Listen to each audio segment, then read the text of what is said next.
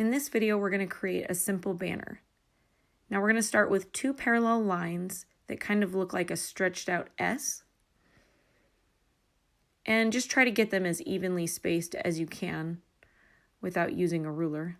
So now we're going to close in these lines, which should give us two very rounded edges and 2 points.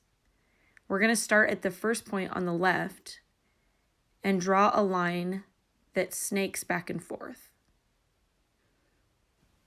This line is a continuation of the top edge of our banner.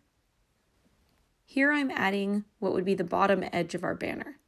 Now I'm making these two lines a little closer together to show that it's a little further away.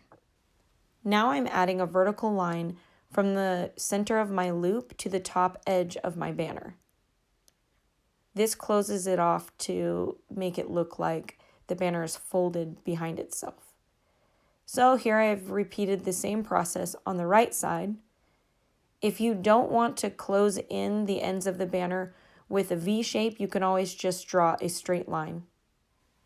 At this point, we've completed the basic banner shape. Now we're going to go on to shading.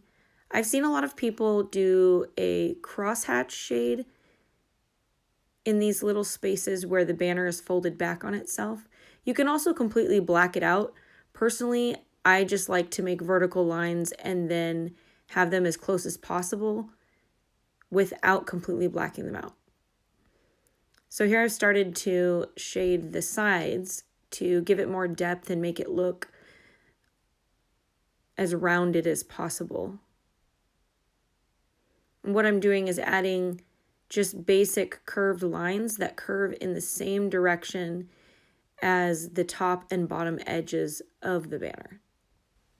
These shading lines are going to be all different lengths, but are all curved in the same direction. So here I'm starting on the right side, adding in these shading lines of all different lengths.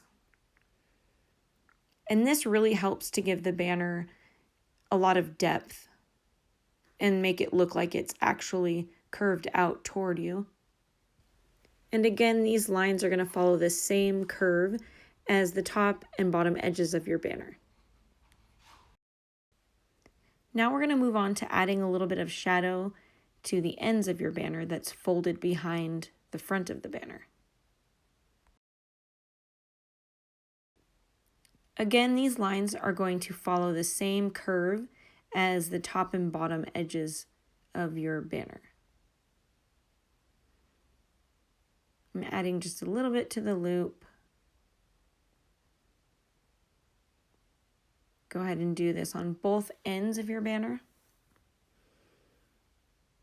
You might have to change the direction or the angle that you come at it with your hand. Personally, I have to so that I can get the right curve on the lines.